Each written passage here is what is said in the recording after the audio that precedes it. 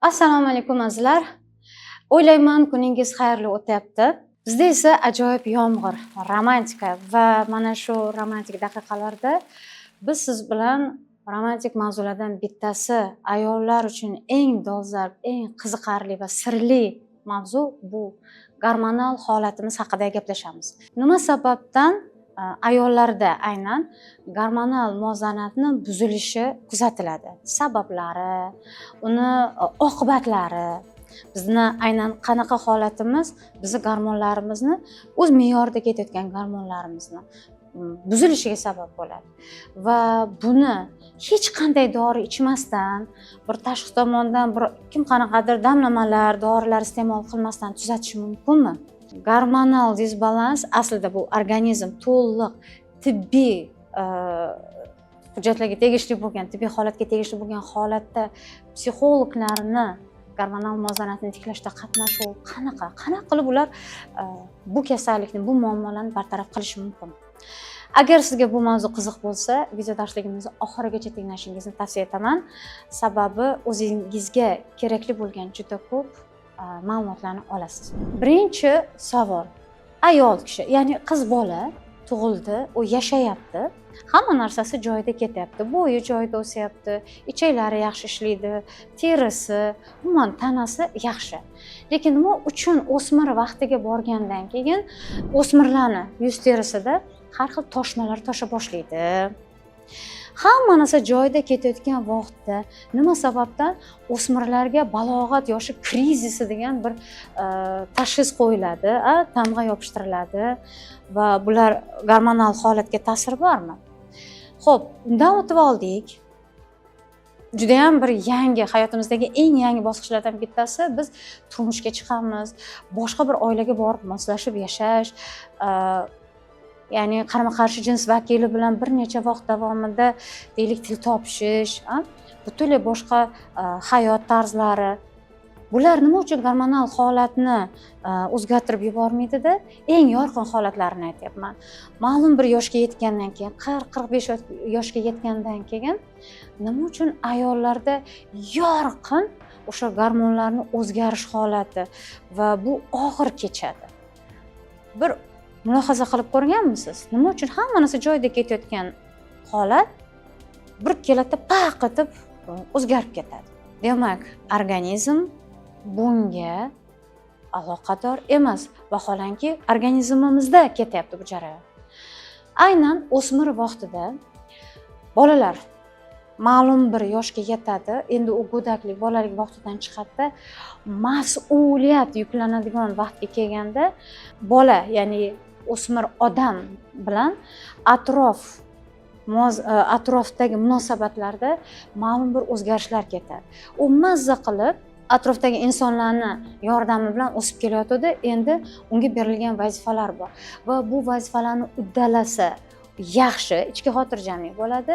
Uddalay olmagan vaqtlarda esa bu bolani endi shakllanib kelayotgan meni, qarang, gormonal holatimiz bizni menimizga juda ham katta bog'liq ekan. Va bu o'smir bolani ruhiyati nimalarga asoslanadi?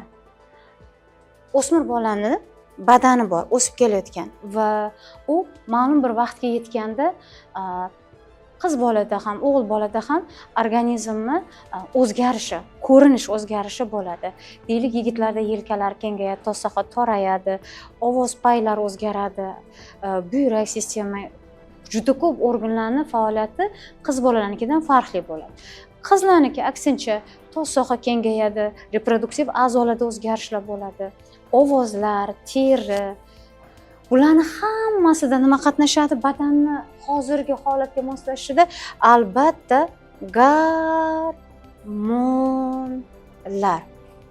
O'sha gormonlar qiz bolani doimiy takrorlab yurgan fikri, uni ketidan o'sha fikrlarni keltirib chiqarayotgan yoki fikrlar ta'sirlantirilgan hissiyotlar, bu esa o'z navbatida gormonlarga ta'sir ko'rsatadi, bezlarga ta'sir ko'rsatadi, o'sha bezlar gormon chiqaradi.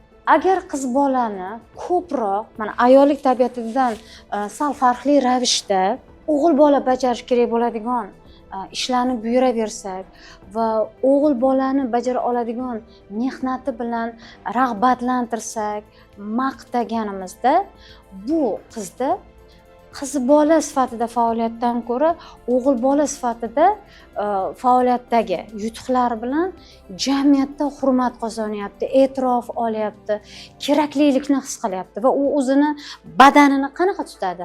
Albatta, o'g'il bolalarga xos. Chunki rag'batni, hurmatni, e'tirofni tan olishni bu tomonlama olyapti. Endi o'g'il bolacha xatti-harakatni qilaman deydida, u tanani o'g'il bolalarga xos rivojlanishiga sabab bo'ladigan gormonlar chiqishiga sabab bo'ladi. Bu hech qachon izsiz ketmaydi. Ovozlar dag'allashadi, hatto xatti-harakatlar o'zgaradi, qomatning shakllanishi o'zgarib ketadi. Vaholanki, qiz bolaning organizmidagi a'zolar qiz bolalarning organizmiga xos ishlashi kerak. O'g'il bolalarniki esa teskarisi, o'g'il bolalarga xos. Endi mana shunaqa tashqarida o'g'il bolalarga xos harakat yoki bo'lmasam e'tirof olib tan olinayotgan vaqtda bu o'g'il bolalarga xos xatti-harakatni qilaman dedi. Uni organlari yigitlarnikidek, o'g'il bolalarnikidek ishlaganda gormon chiqyapti, lekin ayollik tabiati bor-ku. U kimgadir yoqishni xohlaydi. Ayni o'spirin vaqtida o'zingizni bir eslang. Sinfdosh yigitlar bilan, qanaqadir tengdoshlaringiz bilan xatlar yozishganlaringiz, bir seriallar ko'rib turib, bir yigitlar haqida orzu qilganlaringiz. Siz buni o'ylaysiz, yigitlarning ta'siri yoki bo'lmasam seriallarning ta'sirimi? Yo'q. Bunaqa vaqtda organizm qarama-qarshi jins vakilini nigohiga, qarashiga, kuzatishiga moyilroq bo'ladi va u qarab turgan vaqtda organizm rohat oladi, o'ziga yarasha bir chiroyli romantik qoniqish oladi. Bu esa ma'lum bir gormon chiqadida, u gormon ayolda, aynan ayollarga xos organizmni to'laqonli, sifatli shakllanishiga yordam beradi. Qarang, biz yigitlardek mehnat qilib, yigitlardek harakat qilib, bu murskoy, o'zbekcha qilib aytganda, gormonlarni chiqarayotgan vaqtimizda, ammo bizni ayollik tabiatimiz esa bunaqa holatni xohlaydi. Ayollik qalbimiz boshqacha holatni xohlaydi. Ya'ni bizni badanimizdan tashqari nima bor? Tabiatimiz bor, ongimiz bor, aqlimiz bor. Bu qoniqolmaydi, norozi bo'ladi. Nimadir ne to deydi, nimadir boshqacha deydi. Ichkarida kurash ketadi-da. Mana shunaqa vaqtda ko'p o'smir qizlarimiz tajang bo'lib qoladi. O'zicha bir narsalardan norozi bo'lib qoladi. Bitta gap kam, ikkita gap ko'p, bir yarimta gap esa biz topolmay qolamiz. Shunaqa vaqtda balog'at yoshi krizisi deydi. Xo'p, ana endi qiz bola o'sdi, amal taqa qilib uni balog'at yoshidan urishib, janjal qilib, rag'batlantirib, to'g'ri-noto'g'ri maqtab, o'tkazib oldik, turmushga chiqdi.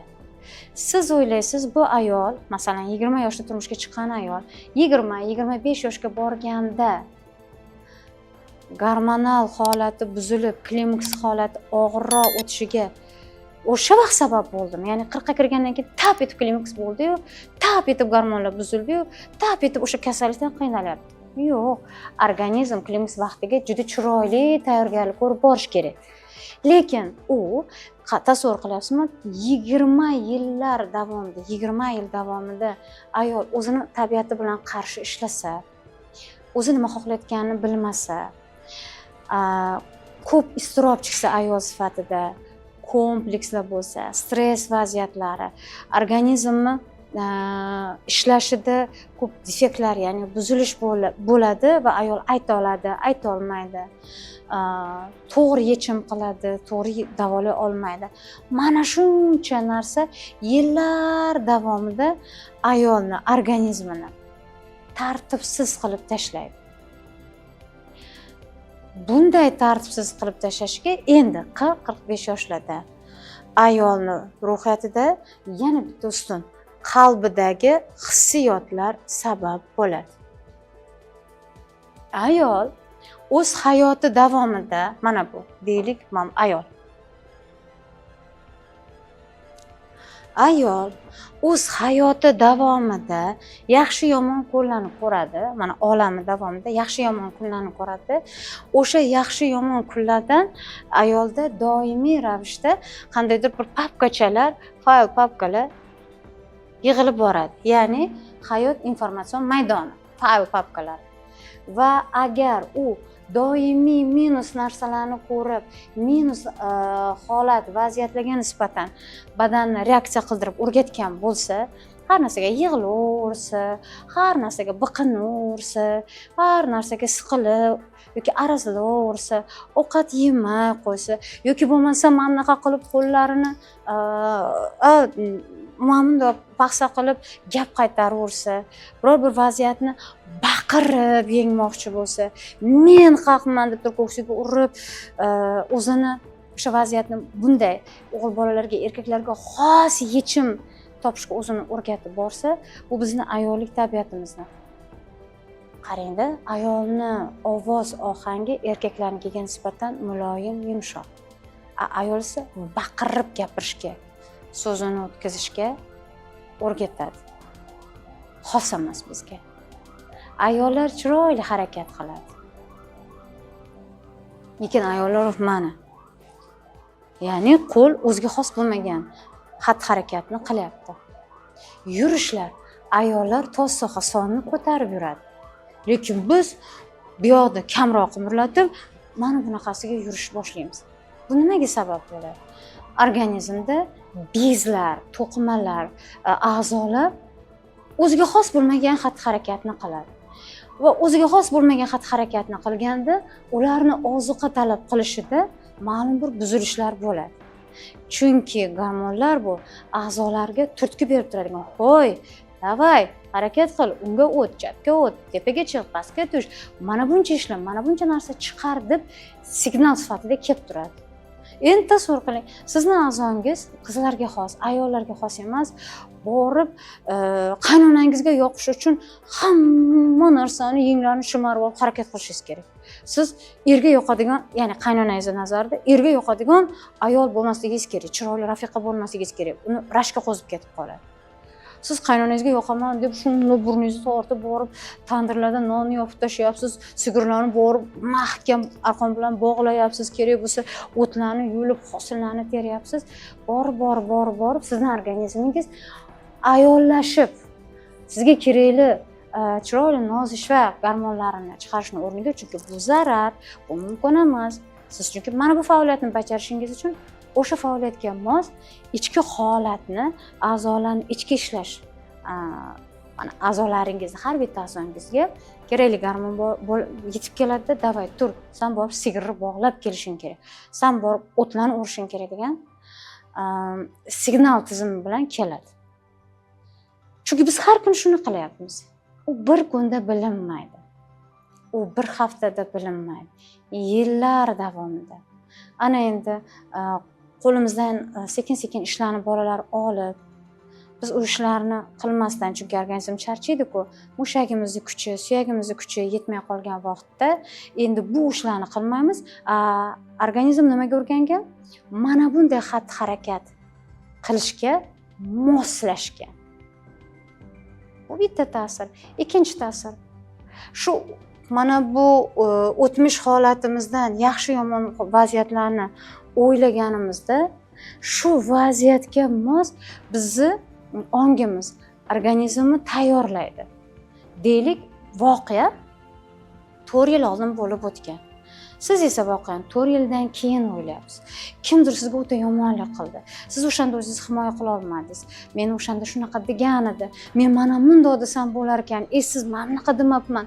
Keyin u bundaydirdi. Men esa unga mana bunday javob qaytarardim deb o'zingizcha o'ylab turgan vaqtingizda yo'q odamni, yo'q voqeasiga organizmingiz farqi yo'q. U hozir xo'jayin qandaydir bir reaksiya qilmoqchi deb, o'sha reaksiyaga mos sizni a'zolaringizni gormonlarni yuborib, bor jigari taxlabki, bor mushakni taxlab, bor oyoqni taxlab, tezroq yugurish uchun deb a'zolaringizni, to'qimalaringizni yo'q odamga qarshi o'zini himoya mexanizmiga, kurash mexanizmini shakllantiradi. Siz esa O'sha voqeani 1 soat o'ylarsiz, 2 soat o'ylarsiz, lekin u odamni borib urmaysiz, chunki u hozir kelib sizni yomonlik qilayotgani yo'q. U odam yo'q bo'lgani uchun siz hech qayerga qochmaysiz. Organizm urmasangiz ham, qochmasangiz ham gormonlarni ishlatib yotibdi. Ya'ni gormonlarda nima bo'ldi? Real voqelikka mos bo'lmagan ravishda bidir biqillab har xil gormon chiqib yotibdi. Siz buni hatto tasavvur ham qilmaysiz-ku. Ana endi siz bunaqa holatda necha yil yashadingiz? 5 yil, 10 yil, 20 yil. Qarabsizki 40 yosh, 45 yoshga borib, ana endi bir qanday dunyo qarashingiz kengayib tinchiyman desangiz, sizning gormonlaringiz mana 20 yil qanday yashagansiz shunday yashaydi. Shunday davom etaveradi. Lekin siz charchadingiz. Siz nimalarnidir anglab qoldingiz, to'xtadingiz, u to'xtamaydi. Va buni siz nima deb aytasiz? Oddiygina doktorga borsangiz gormonal disbalans. Qaysi o'zidan o'zi palaparch buziladi, semirib ketishlar bo'ladi. Oddiy gapga ta'sirlanib ketishlar bo'ladi. Siz doktorga borasizda, doktor sizga gormonlaring muvozanatida buzilish deb aytadi. Nimaga tushib ketamiz? Yo'q, qanday buzgan bo'lsak, o'shani shunday tuzish ham mumkin. Nimalarga olib kelishi mumkin gormonal disbalans? Aynan sog'liq, tanani sog'lomligi bo'yicha, aynan ilm, tafakkur, idrok ko'lamlarimiz, dunyoni qabul qilishimiz, dunyo qarashimizga qanday salbiy ta'sirlar ko'rsatishi mumkin, oqibatga olib kelishi mumkin va qalbimizda qanaqa oqibatlarni keltirib chiqarishi mumkin. Gormonlar buzilganda insonning hissiyoti betartib o'ynab qoladi. Aqli bilan bilib turadi, hozir deylik mana shu xonada qorong'i bo'lib qolsa, unga hech narsa qilmasligini aqli bilan bilib turadi. Lekin patir xavotir kuchayib ketib, qo'rquv, panika atakalarga chon boradi. Nimaga? Panika ataka qildirib tashlayotgan narsa nima? Nafas tizimi, yurak o'ynashi, lekin ularni nima bunaqa pitirlatib tashladi? Gormonal holatimiz. Biz boramiz, dori ichamiz. Men dorilarga qarshi hech qanaqa gap aytayotganim yo'q. Men bunga haqqim yo'q, gapirmayman ham. Men meditsina vakillarini hurmat qilaman. Yaxshisi boringda, doktorlarga bor. Hamma analizlarni topshiring gormonlar bo'yicha. Maslahatlashib, ular qaysi gormon bo'yicha topshirish kerak bo'lsa, topshirib, me'yor holati bilan o'zingiz holatingizni taqqoslang. Qaysi gormon kam yoki qaysi gormon ko'p? O'shanga qarab siz belgilab olsangiz bo'ladi. Qaysi gormonning ko'pligi meni hissiyotlarimni o'ynatib tashlayapti, qaysi gormonlarimni kamligi meni shu vaziyatga xotirjam qarashimni o'ynatib tashlayapti. Mana bularni ko'rib o'zingizga yordam bersangiz bo'ladi. Demak, doktorlar noto'g'ri qilmaydi. Faqat siz borasizda davo choralarini ko'rib kelganingizdan keyin sizda yana qaytib kelib mana sal tinchlanganingizda qilayotgan qiliqlaringizni, dunyo qarashingizni o'zgartirmasangiz, bu zboy, ya'ni buzilish yana qayta qo'zg'aladi, yana qayta davom etadi. Badanda qanday qo'zg'alishlar bo'ladi? Doimiy refleksiv ravishda chiqadigan gormonlar ta'sirida sizni badaningizdagi yuragingiz gupullab urib ketadi. Shu qadar urib ketadiki, hatto o'zingiz qo'rqib ketasiz. Yuragingiz otilib chiqib ketmaydi yoki yorilib ketmaydi, tomog'ingizdan tushib qolmaydi. Ammo xuddi yuragingizga bir narsa bo'ladigandek. Qarang, aqlingiz bilan siz tinchlantira olmaysiz badaningizdagi holatni. Chunki aqlingizdan gormonlarning o'yini kuchliroq. Nafas olishingiz, ya'ni o'pkalaringizni qisqarib kengayishi, qonda o'sha kislorodlarning aylanishi, qon tomirlar torayib ketishi, bular ham sizni ixtiyoringizdan tashqarida bo'lib yotadi. Gormonlarni ko'ryapsizmi? Sizning nafaslaringizni o'ynatib tashlaydi. Siz yo'q, men nafasim zo'r deb turib, aytib tinchlantira olmaysiz. Hoy nafas, yaxshi bo'l deb tinchlantira olmaysiz. Tanangizda titrashlar bo'ladi. Siz badaningiz shu qaltirab turibdi, tizzalaringiz qaltirab turganda, yo'q, men hamma joyim sog'lom deganingiz bilan birdan badaningiz sog'lom bo'la olmaydi. Ko'ryapsizmi? A'zolaringiz sizning nazoratingizdan chiqib ketyapti. Chunki gormonlarning o'yini endi sizni na gapingizdan, na holatingizdan kelib chiqayotgani yo'q. Ular o'zlariga o'zlari o'ynab yotibdi. Borasiz, dori ichasiz, tinchiysiz, lekin dori ta'sir ketgandan keyin yana gormonlaringiz o'ynaydi. Yana qanaqa holatlar bo'lishi? Terlashlar. Terlab ketasiz, sovuqdan qo'rqasiz, kiyim almashtirasiz, hid bo'ladi. Boshqara olyapsizmi? Yo'q. Qancha harakat qilasiz, qancha dori ichasiz, vaqtincha yordam beradi. Yig'laysiz. Siz o'ylaysiz, kimdir yig'latyapti deb. Yig'latayotgan odamlarni qidirasiz, ana bu aybdor, mana bu aybdor deb. Ular vaholanki aybdor bo'lmaydi. Sizni nima yig'latyapti? Kortizol, stress gormoni. O'zingizga o'zingiz ko'tarinki kayfiyat bo'lib, eyforiyada yurasiz. U gormonni siz chiqarganingiz yo'q-ku. U gormonni endorfin chiqaryapti, dopamin, oksidantlar chiqaryapti. Siz o'zingizga o'zingiz ko'ryapsizmi? Gormonlar qanday bizni ustimizdan nimani o'rnatib oldi? Nimaga bizning ruhiy kuchimiz bunga yetmayapti? Uni bartaraf qilish mumkinmi? Albatta bartaraf qilish mumkin. Va hozir bartaraf qilish choralarini aytishdan oldin har doim amal qiladigan prinsipimni aytaman. Mana salomatlik haftaligi kursimga ayollar keladi. Tiza yemirilishi bilan keladi. Eng ko'p bachadonda mioma bilan yoki bo'lmasa o'sha terlab ketish, panika atakalar bilan, u qanaqa qo'rquv, nevrozlar bilan oilasini ham qiynab boradi. Ular keladi, tuzalaman deydi. Har doim aytganman. Doktorga borib tekshirinasan, o'sha doktordagi diagnoz qog'ozlaringizni olib kelasiz. Men ularni ko'ray. Muddatini so'rayman, qancha vaqtdan, qanaqa dori ichib o'zingizga yordam berdingiz va yordam berganingizdan keyin qancha vaqtda siz tinch yurdingiz yana qo'zg'oldi. Bularni hammasini so'rab chiqaman. Sababi kursda programmalarim aynan mana shu muammolarni bartaraf qilishga 100% qaratilgan. Ammo men nimani ahamiyat berishim kerak? Ayollarni qaysi muhitdan chiqib kelayotgani. Chunki men psixologman, tibbiyot vakili emasman. Qaysi muhitda ayollarni masalan ikkita bir xil deylik o'sha klimaks muammosi bilan kelayotgan ayollar yoki qizlar shunaqa ugri toshib yotibdi, asabiy, oyoqlarni taqir qilib o'tiradi. Ikkalasida bir xil diagnoz. Ularga dorini beramiz, ular badani tinchlantiradi. Lekin muhitda o'zini qanaqa tutishini bilmagani uchun muhitiga boradi, yana qaytadan kasallikni qo'zg'atib oladi. Bu qizimiz urush muhitidan chiqib kelyapti. Misol, bo'lgan shunaqa voqea darsimizda bitta darsning o'zida ikkita qizimizda shunaqa. Bu qizimizni esa ota-onasi Rossiyada. Buni hech kim urushayotgani yo'q. Ammo bu qizimizda esa ota-ona doim yonida urushyapti. Ayolimiz, kelinchagimiz qaynonasi bilan kelgan, hammasi bitta kursda bo'lyapti. Xuddi o'sha muammolar. Ular qaynonasi bilan yashamaydi. Qaynona buvisi bilan yashaydi. Bilasizmi, bitta qaynona buvini idrok ko'lami, dunyo qarashi mana bu kelinni ichida mana bu narsalar bo'lib yotganiga sababchi bo'ladi. Qarang, 3 ta odamni kelib chiqayotgan muhiti va o'sha muhitda bo'layotgan ta'sirga qanday javob berish imkoniyati bor.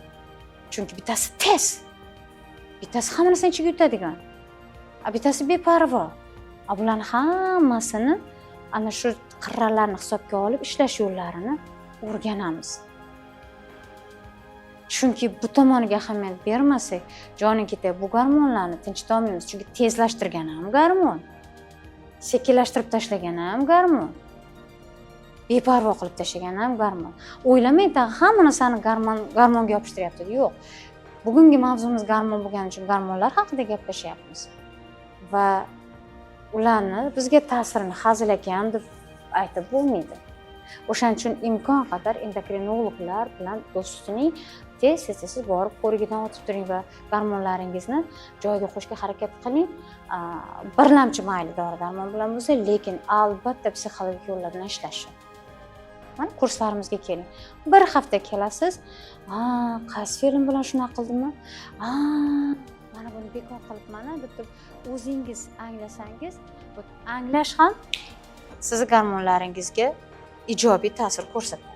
Gormonlaringizni to'g'rilanishiga anglash, haqiqiy his qilib ya deyish ham o'sha gormonlaringizni sekin muvozanatga olib keladi.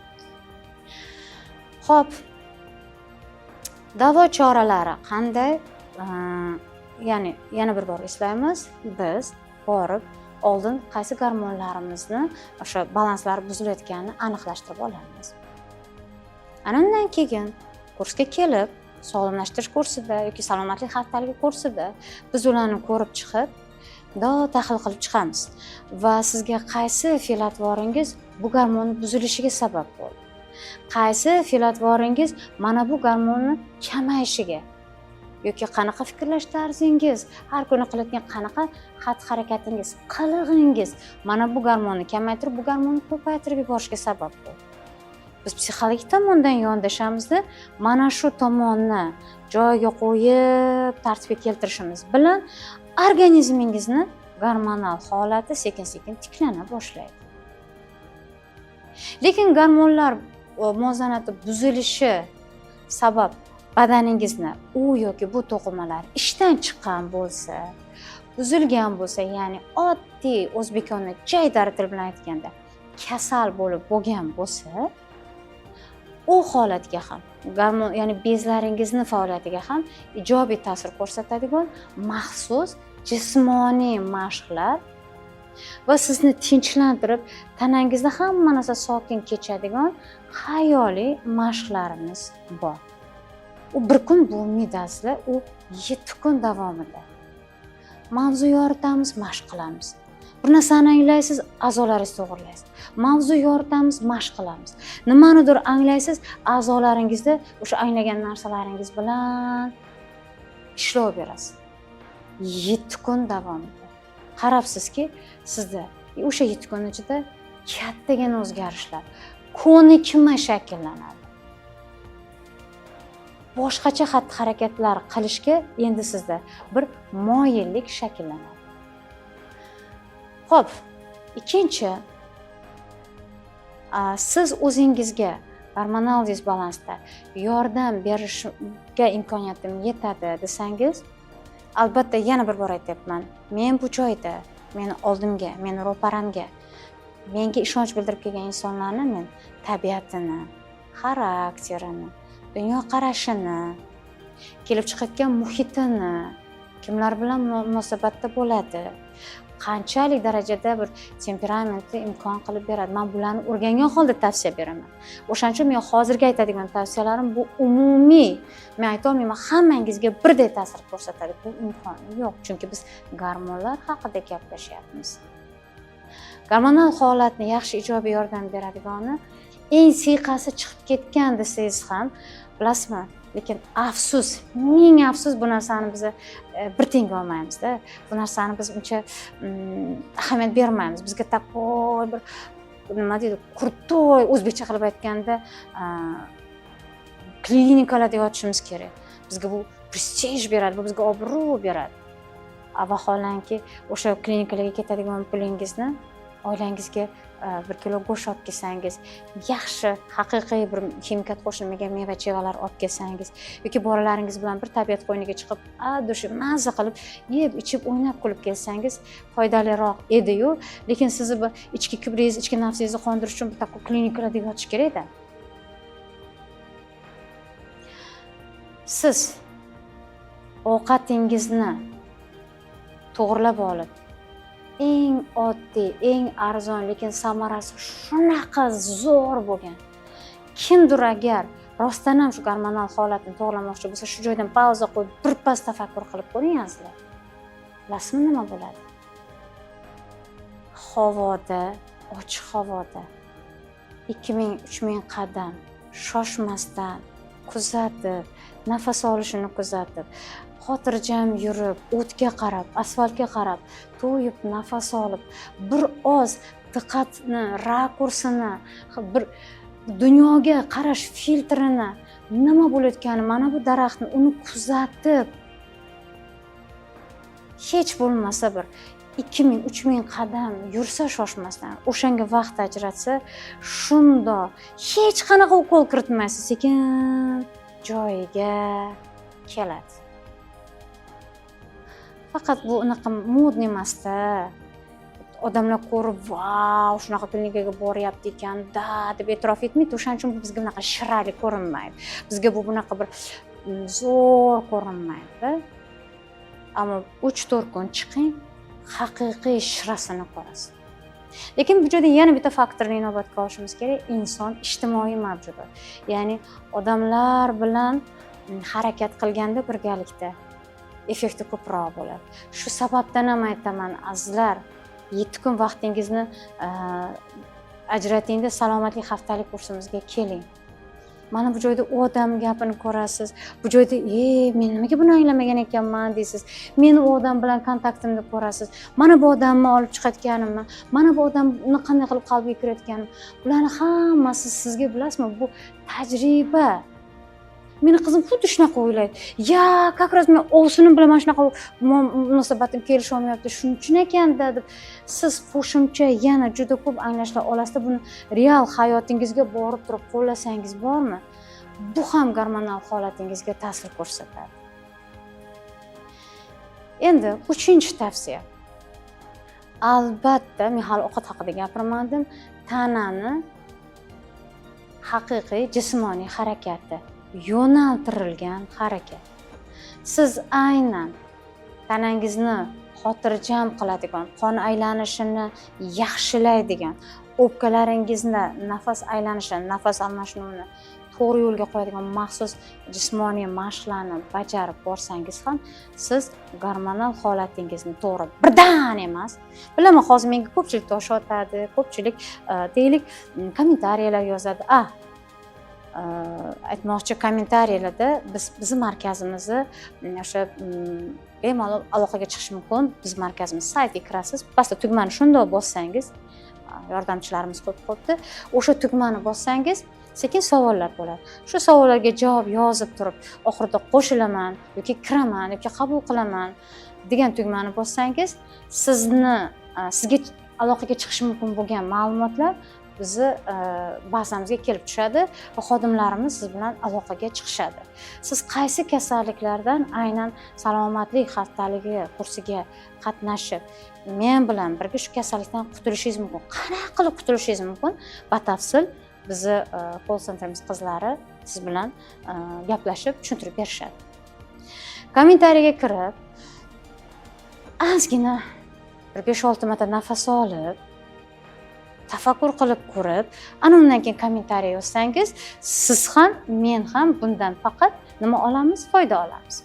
Albatta, hech narsa xatosiz bo'lmaydi va hech kim hammaga birday yoqmaydi. Men buni bilaman.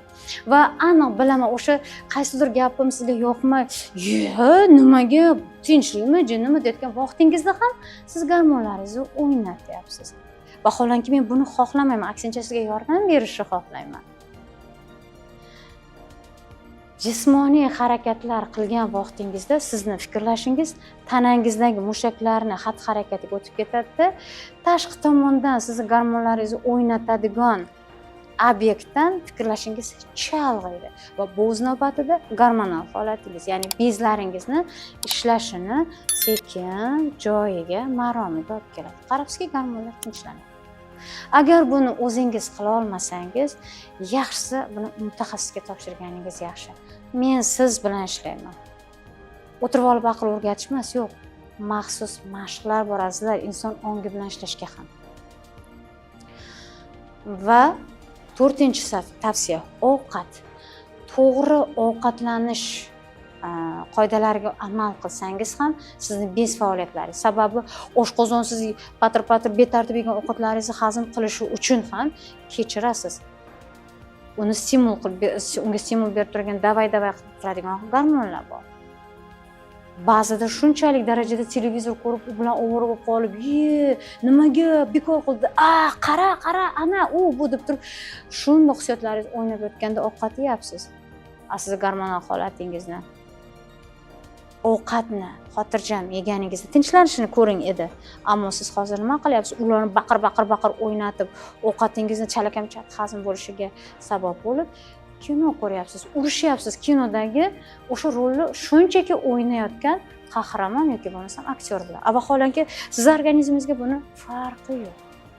Organizm nima deydi? Real hozir shu Qodirxon kelib buni o'ldirmoqchi ekan deb turib, bu jinni yana ovqat yeb o'tiribdi, sizni yo'q o'ldirmoqchi bo'lgan Qodirxondan himoya qilmoqchi bo'ladi. juda ko'p o'zimiz ta'sir ko'rsatamiz. Ovqatlanishda tashqaridan keladigan hamma salbiy ta'sir ko'rsatishi mumkin bo'lgan obyektlarni o'chiring, to'xtating. Sizga ta'sirini to'xtatib turing. Siz mazza qilib muvozanat bilan ovqat yeyotgan vaqtingizda o'ynab yotgan gormonlaringiz sekin, ya'ni bezlar, gormon chiqaradigan bezlar sekin tinchlanadi. Ammo bilaman to'g'ri ovqatlanish kerakligini. Men bilaman sekin chaynash kerakligini.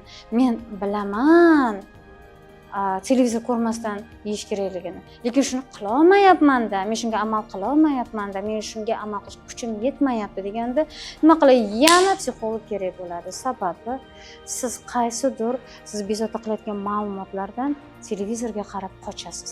YouTube'ga qarab qochasiz. Yoki bo'lmasam o'sha ma'lumotlarni sizga berayotgan zaharli azobini ovqatlanishdan olayotgan rohat bilan qoplamoqchi bo'lasiz. Nima deb o'ylaysiz? Kuchingiz yetadimi buni hal qilishga? Azizlar, chin ko'ngildan, sidqidildan aytyapman. Buni hal qila olganingizda edi, allaqachon hal qilgan bo'lardingiz. O'shaning uchun ham aytamanki, o'zingizni, ichki holatingizni mutaxassis bilan tushunish kerak, o'rganish kerak. Men o'zimga qanday podxod qilsam, qanday yondashsam, men o'zimni tushuna olaman. Chunki tushungan odam tinchlanadi. Tinchlangan odam bezlarning faoliyatini maromiga olib kela oladi.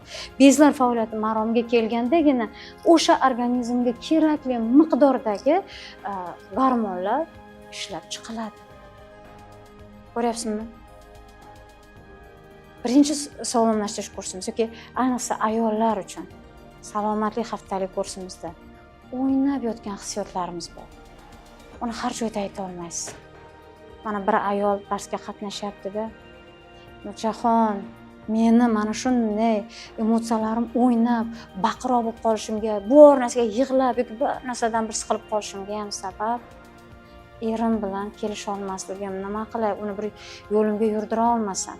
Qachon qarasa onasini gapi bilan ish qiladi. Qachon qarasa opa-singillari, har safar ishlab kelib, hamma bor budini opa-singillari bilan onasini etagiga borib to'kurgani, men manta bolalarim bilan qiynalayotganimdan keyin men qanday qilib o'zimni tinchlantirib o'tiray? Mahallaga chiqsangiz, o'rtog'ingizga aytsangiz, ammangizga borib aytsangiz nima deydi? E'tibor berma deydi. Yoki bor chiqib yozib ber deydi. Yoki ay haqingni talab qil deydi. Agar shu narsalarni qila olganingizda qilarmidingiz? Qilardingiz. Qila olmaysiz-ku. Boshqa bir insonni o'zingizni yo'rig'ingizda yurdiraman deyishga ketadigan kuchingizni shu inson sizni hurmat qilishi uchun sizda nimalar shakllanish kerak? Ana buni rivojlanib, ular bor sizda. O'sha sifatlarni shunchaki tanib, yana qaytadan uyg'otish kerak xolos. O'zingiz tanib ola olasizmi? Nima deb o'ylaysiz? Men psixolog bo'lib kelsam, men ham tanimagan, mana shu bugun ustozim bilan o'tirib gaplashdim. Oilaviy holatimda bir men uchun yangi bir muammo paydo bo'ldi. Azizlar, insonmiz. Men ham insonman va meni ham hayotimda hali men uchun yangi bo'lgan muammolar bor, masalalar bor. Uni yecha olganimni yechaman, yecha olmaganimni o'ylanaman, siqilaman, yig'layman, lekin o'tirmayman ming'irlab, dunyo jahonni ayblab, gormonlarimni ezib. Chunki hissiyot o'ynaydi, qo'yib berish kerak. Ammo har bitta hissiyot 5 minutlik. Shunda ustozimning oldiga kelib, ustoz, mana shunday vaziyat, mana bunday vaziyat. Ustoz chetdan qarab, qarang, mutaxassis. Men o'zimni qilig'imni har doim bilmasligim mumkin, deylik men ana 60%, 70% bilarman. Lekin kechirasiz, ijtimoiy jamiyatda balki bundoq qilib turgandirman, balki bundoq qilib turgandirman. Men bilmayman-ku, o'zimga sezmayotgan, chunki meni miyam o'sha vaqt muammo bilan banddir. Chetdan esa bu g'alati ko'rinishi mumkin. O'sha vaqt chetdagi odam, "San nima bunaqa turibsan, tinchmisan?" desa, keyin ahamiyat berib to'g'rilab olishimiz mumkin. Bu bo'ladigan jarayonlar. Mutaxassislar mutaxassis bilan ishlayapti. O'zim bilaman deb qo'ymayapman. Men ham o'qiyman, men ham o'rganaman va o'shaning uchun ham bilaman. Mutaxassis bilan ishlash sizni samarali natijaga qisqa yo'l bilan bezarar borishi mumkinligini. Tasavvur qilyapsizmi? 7 kun.